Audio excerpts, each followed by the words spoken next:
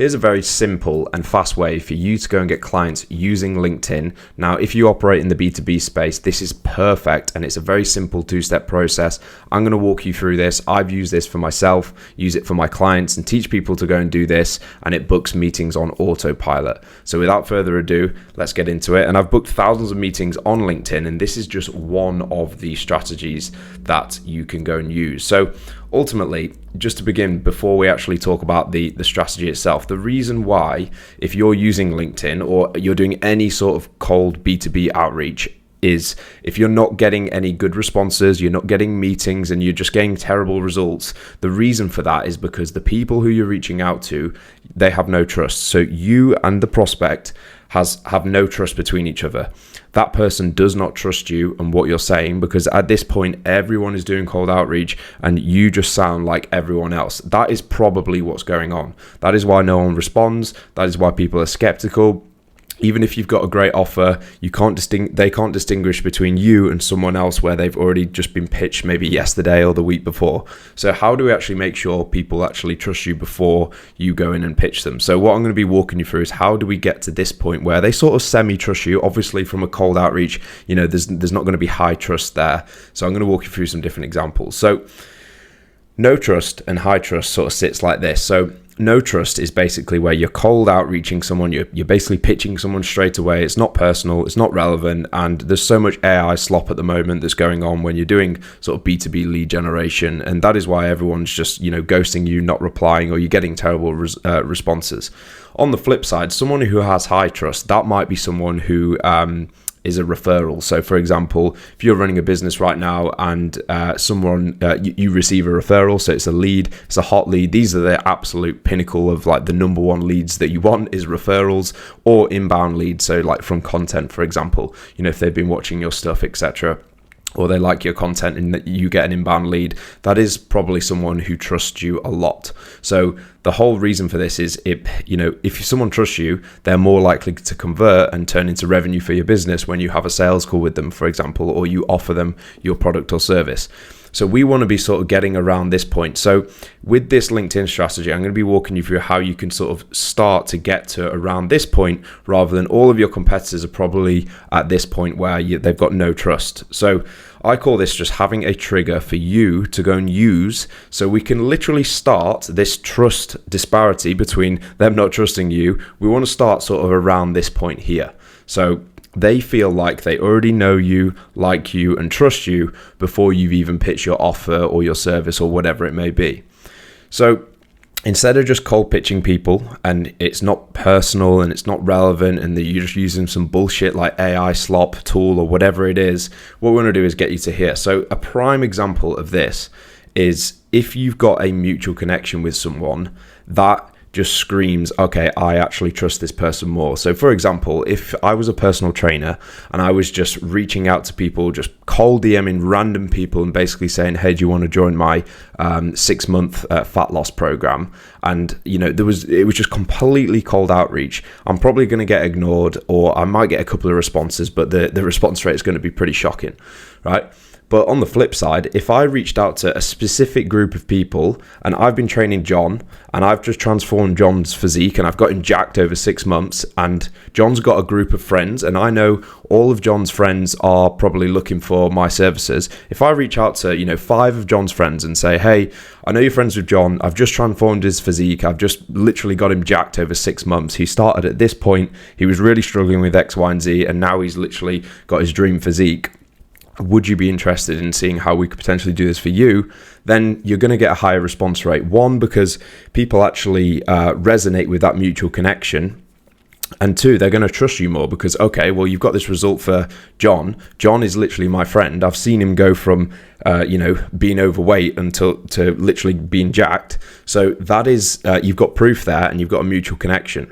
So it's similar to like, if your friend recommends a restaurant to you, for example, and they say, right, you've got to go to this Mexican restaurant, for example, you're going to trust your friend because, you're friends with them. You trust what they say, etc. You might not trust some of your friends, but whatever. You get the idea. And it's the same when you're doing LinkedIn outreach. So I'm going to show you a very tactical way on how you can go and do this. And we're going to be going through the mutual connection strategy here. So without further ado, I'm just going to show you an example of how you would actually go and do this, and then I'm going to show you how to actually go and set this up. So for example, these are I just pulled these from my inbox on LinkedIn. I just want to show you like this stuff actually works. Like I'm not just saying a load of bullshit and, just saying, oh, use this strategy. Like this stuff actually works. So for example, I reached out to Tom and Matt and got some positive responses. I actually booked in Tom, and then Matt said he wasn't ready yet, but I ended up booking him in a couple of weeks later when he was ready. So all we did was basically say, so on this mutual connection standpoint, I identified Tom as I wanted to go and reach out to him. So I've said, good to connect, Tom. Saw you were connected to my client who was called Adrian, or my ex-client. And I just said, yeah, he's a legend. Thought it'd be good to connect. Let me know if I can support you in any way. So the reason why I'm doing that is because it's a trigger. He can probably trust me a bit more because he knows that I'm reaching out on the basis of that we both have a mutual connection, and I'm already saying that Adrian is one of my clients, and Adrian and Tom are connected. So he just said, he just did a basic reply and said, are you up for a quick call today? So he's literally, the reason why he's done that is psychologically, I'm working with someone he already knows, and I've already been getting him good results. And then he's basically said, let's go and have a call. Now, this one required one follow-up where I basically said the same message. I always say, if it isn't broken, don't fix it. So this message clearly worked. So we did another one, and then we did another follow-up and said, out of curiosity. So I always do a follow-up that's based around my product or service. So is anyone helping you with your client acquisition? We helped Adrian with this and saw some strong results. And then he's just basically said, I've not met Adrian at this stage. Being a one-man band, but do you work with any other brokers? And then that's when you can continue the conversation. Now, personally, I don't really care if Matt knows Adrian or not. I just care that they're both connected. It's a trigger. It's a reason for me to reach out, and we can get that conversation going. Now, I'm not trying to like pull the wool over people's eyes. I'm basically just saying, we both have a mutual connection. I think I can help you with X, Y, and Z. Are you struggling with that problem? And then we get the conversation going.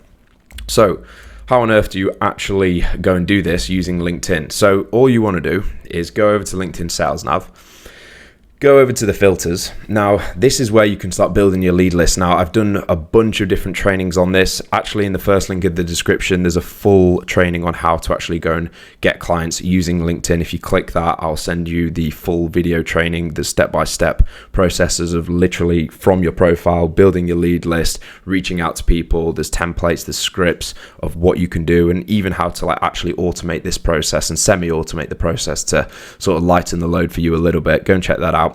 But in this case, what we want to do is go and find people who are connected with people that I'm connected with. So it's literally as simple as you go to the connections, and let's just take Simon, for example. So if we just go Simon, let's say I'm trying to find mortgage brokers, right? So Simon's in the property finance space. And if I just type in mortgage broker in the search bar. So basically what this is showing me right now is so we're looking for connections of Simon who are a mortgage broker. So they've got mortgage broker in their title.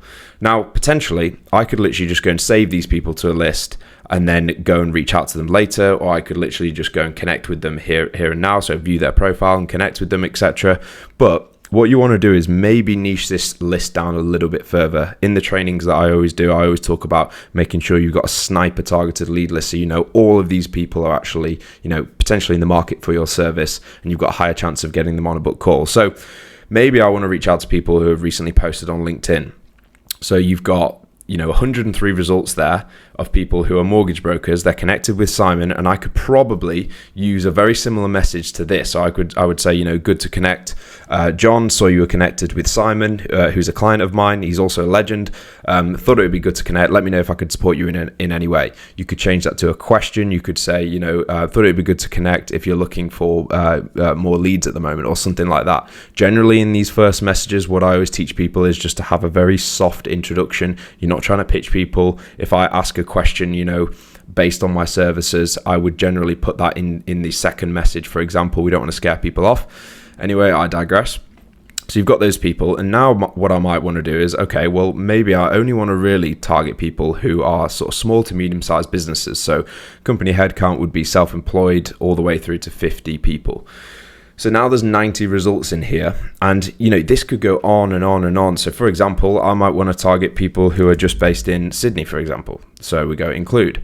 So you can see how specific this list is going. So you can then customize all of your outreach based on these methods. So if you're, for example, I'm a lead generation agency. I help people who are sort of in the small to medium sized business sort of category. They fit in that category. And I want to reach out to people who are actually going to respond to me, so on LinkedIn, and they're based in Sydney. So now this message might look a little bit different. It might say, good to connect, John. Notice you're based in Sydney and you're also connected to my client, Simon. Thought it'd be good to connect. Let me know if I can support you in any way. That is personalization, not the personalization that you've probably seen before, where you would just say, hey, good to connect, saw you're working at company name. And then it's even like to the more established buyer and people who are smart, especially, for example, like this guy's in the finance space. These guys are switched on. These guys are smart. You've got to think about, like, how can you best make sure that you don't sound like everyone else. You don't sound like a robot. You don't sound like you're using automation tools and things like that.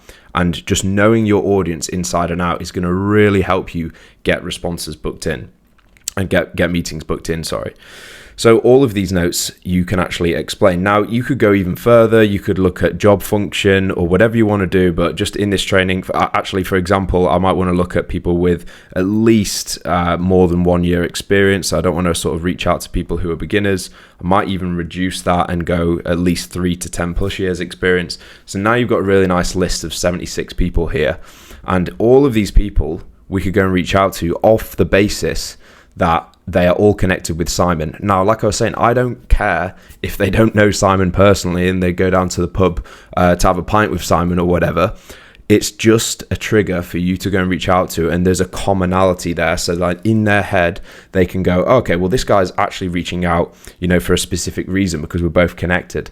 So it dramatically increases your response rate. Honestly, if you try this, you are a couple of messages away from getting people booked in. So, you could send a couple of these. Let's say you send, 76, if you get a decent response rate there, and then you work on actually, I go through this in the training, like how to actually specifically go and book meetings. If you follow that training, or you follow someone else's training, or you're pretty good at it yourself, you will get meetings booked in left, right, and center. Like generating 5 meetings per week is so easy when you've got strategies like this. And then obviously you've got to think about your positioning and like what you actually say, what your offer's saying. But that is the main battle, is to get someone to respond. So definitely go and try that out. Now, what do you actually do to get further along the line? So you've got no trust, so you're just literally pitching strangers and it's just totally not relevant. And then you've got the example where I've just spoken about, where you would go through and mention somewhat of a mutual connection. How do you actually get sort of around this point? So you've got a couple of options here, and the simplest way, so this is literally part 2 of how you actually get there, so further along the trust line. You want to have something like a trust asset. Again, I teach this in my one-on-one coaching program, is how to actually make sure people trust you. So you want to have assets available and ready for you to share. So for example, you might have a simple doc. This could literally be, a Gamma doc using AI, or you could use a Google doc. Literally, it doesn't matter. You want to explain the results that you got for that client. So again, let me just go back. So for example, here, I might have a document speaking about Adrian, my client, how I got him, actually Simon, how I got Simon 56 leads in 2 months. That's a true story, by the way. So I could have a document literally explaining all of these key points.